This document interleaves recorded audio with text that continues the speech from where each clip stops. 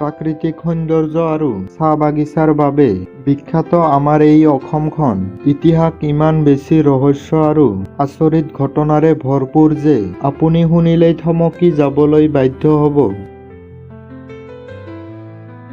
আজিৰ এই ভিডিঅ'ত মই আপোনালোকক জনাম অসমৰ বুকুত ঘটি যোৱা এনে 7টা ঐতিহাসিক সত্যৰ কথা, যিবোৰ কোনো কাল্পনিক সাধু কথা নহয়, বৰঞ্চ 100% সঁচা ঘটনা। আহক জানো অসমৰ 7টা আটাইতকৈ আচৰিত ঐতিহাসিক সত্য। चलो भाई देखो अब मैं क्या करता हूँ। নম্বৰ 1, তলাতল ঘৰৰ গোপন সুৰংগ। শিৱসাগৰত থকা আহোমসকলৰ এই সামৰিক কাৰেংঘৰটো 3টা মহলৰ মাটিৰ তলত আছিল। শত্ৰুৰ আক্ৰমণৰ পৰা সাৰিবলৈ ইয়াৰ ভিতৰত 2খন গোপন সুৰংগ বনোৱা হৈছিল। ইয়াৰ এখন সুৰংগ প্ৰায় 16 কিলোমিটাৰ দূৰৈৰ দিখৌ নদীৰ পাৰলৈ আৰু আনখন 3 কিলোমিটাৰ দূৰৈৰ গড়গাঁও কাৰেংঘৰলৈ আছিল। কিন্তু আচৰিত কথাটো হ'ল ব্ৰিটিছ আৰু ভাৰত চৰকাৰে এই সুৰংগৰ মুখবোৰ চিৰদিনৰ বাবে ইটাৰে বন্ধ কৰি দিলে, কাৰণ ইয়াৰ ভিতৰলৈ যোৱা বহু মানুহ গোলকধাঁধাত পৰি ইয়াৰ বিশালতাৰ মাজত চিৰদিনৰ বাবে হেৰাই গৈছিল।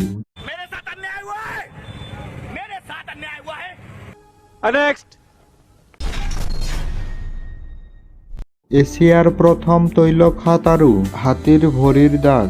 1889 চনত ব্ৰিটিছসকলে যেতিয়া ডিগবৈত ৰেল লাইন বহুৱাই আছিল, তেতিয়া কাঠ কঢ়িয়াই থকা এটা হাতীৰ ভৰিত ক'লা তেল লাগি থকা দেখা পালে। ইঞ্জিনিয়াৰসকলে হাতীটোৰ ভৰিৰ খোজ অনুসৰণ কৰি এটা ডাঙৰ তেলৰ উৎস বিচাৰি পালে। ব্ৰিটিছ ইঞ্জিনিয়াৰসকলে শ্ৰমিকসকলক চিঞৰি চিঞৰি কৈছিল, ডিগবয় ডিগ।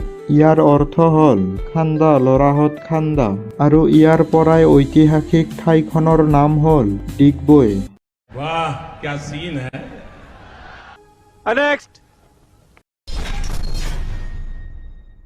শৰাইঘাটৰ যুদ্ধ আৰু মোমাই কটা গড়। 1671 চনত ব্ৰহ্মপুত্ৰৰ বুকুত মোগল আৰু আহোমৰ মাজত বিশ্বৰ ইতিহাসৰ আটাইতকৈ ডাঙৰ নৌযুদ্ধখন হৈছিল। যুদ্ধৰ আগমুহূৰ্তত সেনাপতি লাচিত বৰফুকনে শত্ৰুক ৰখাবলৈ নিজৰ মোমায়েকক এক নিশা এটা সুৰক্ষা গড় বান্ধিবলৈ দিছিল। মাজনিশা লাচিতে দেখিবলৈ পালে যে মোমায়েক আৰু শ্ৰমিকসকলে কামত অৱহেলা কৰি শুই পৰিছে। দেশৰ সুৰক্ষাৰ বাবে লাচিতে খঙতে তৰোৱাল ওলোৱাই নিজৰ মোমায়েকক শিৰচ্ছেদ কৰিলে আৰু ক'লে, দেশতকৈ মোমাই ডাঙৰ নহয়।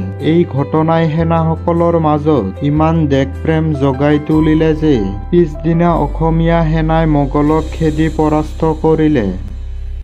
मजा आया।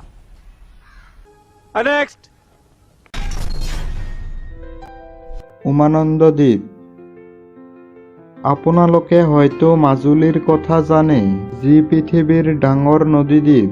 কিন্তু আপুনি জানেনে যে পৃথিৱীৰ আটাইতকৈ সৰু মানুহ থকা নদীদ্বীপটো আমাৰ অসমতে আছে? গুৱাহাটীৰ ব্ৰহ্মপুত্ৰ নদীৰ বুকুত থকা এই দ্বীপটোৰ নাম হৈছে উমানন্দ। ব্ৰিটিছসকলে ইয়াৰ আকৃতি ময়ূৰ চৰাইৰ দৰে দেখি ইয়াৰ নাম দিছিল পিকক আইলেণ্ড। আশ্চৰ্যজনক কথাটো হ'ল ব্ৰহ্মপুত্ৰৰ ইমান ভয়াৱহ বানপানীয়েও এই শিলৰ দ্বীপটোক কেতিয়াও উটুৱাই লৈ যাব নোৱাৰিলে।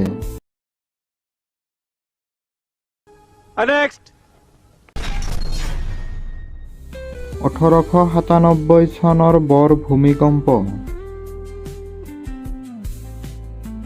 1897 চনৰ 12 জুনত অসমত অহা 8.2 প্ৰবলৰ ভূমিকম্পটো পৃথিৱীৰ ইতিহাসৰ অন্যতম ধ্বংসকাৰী ভূমিকম্প হিচাপে ধৰা হয়। ব্ৰিটিছ চৰকাৰৰ চাকৰি নথিপত্ৰ অনুসৰি এই ভূমিকম্পৰ জোকাৰণি ইমানে প্ৰচণ্ড আছিল যে ব্ৰহ্মপুত্ৰৰ নদীৰ পানী কিছু সময়ৰ বাবে ওলোটা দিশলৈ বৈছিল।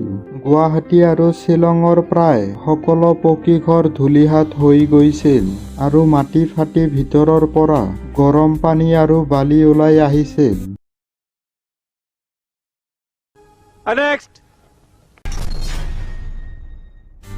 শেহতীয়াকৈ ইউনেস্কোৰ বিশ্বৰ ঐতিহ্য ক্ষেত্ৰৰ স্বীকৃতি পোৱা এই মৈদামসমূহ হৈছে আহোম ৰাজ পৰিয়ালৰ সমাধিস্থল। দেখাত ইজিপ্তৰ পিৰামিডৰ দৰে অৰ্ধ গোলাকাৰ এই মৈদামসমূহৰ মাটিৰ তলত এক অদ্ভুত পৃথিৱী আছে। ইতিহাসবিদসকলৰ মতে যেতিয়া কোনো স্বৰ্গদেৱৰ মৃত্যু হৈছিল তেতিয়া তেওঁৰ দেহৰ সৈতে তেওঁৰ বহুমূলীয়া অলংকাৰ, ব্যৱহাৰ কৰা সামগ্ৰী, আনকি তাৰ প্ৰিয় হাতী, ঘোঁৰা আৰু জীৱন্ত দাগ-দাসীসকলকো মৈদামৰ ভিতৰত চিৰদিনৰ বাবে জীয়াই জীয়াই সমাধিস্থল কৰা হৈছিল। 600 বছৰীয়া অপৰাজিত সাম্ৰাজ্য। 1228 চনত টাই ৰাজকুমাৰ চুকাফাই মাত্ৰ 9000 মানুহলৈ পাটকাই পাহাৰ পাৰ হৈ অসমলৈ আহিছিল। তেওঁ ইয়াতে আহোম বংশৰ প্ৰতিষ্ঠা কৰে। সমগ্ৰ বিশ্বৰ ইতিহাসত ই এক বিৰল আৰু আশ্চৰ্যজনক ৰেকৰ্ড যে মোগলৰ দৰে মহাশক্তিয়ে 17 বাৰকৈ পৰাক্ৰম কৰিও এই সাম্ৰাজ্যক সম্পূৰ্ণৰূপে পৰাস্ত কৰিব নোৱাৰিলে। একেটা বংশ ধাৰাবাহিকভাৱে প্ৰায় 600 বছৰ শাসন কৰাটো সমগ্ৰ বিশ্বৰে এক বিৰল ইতিহাস। मजा आया। वाह क्या सीन है।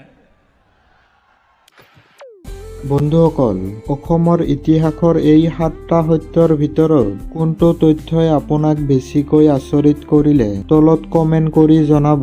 যদি ভিডিঅ'টো ভাল লাগিল তেন্তে এটা লাইক নিশ্চয় কৰিব আৰু নিজৰ বন্ধুবৰ্গৰ সৈতে ভিডিঅ'টো শ্বেয়াৰ কৰিব। অসমৰ এনেকুৱা ইতিহাস ভিত্তিক ভিডিঅ' পাবলৈ চেনেলটো ছাবস্ক্ৰাইব কৰিব। ধন্যবাদ।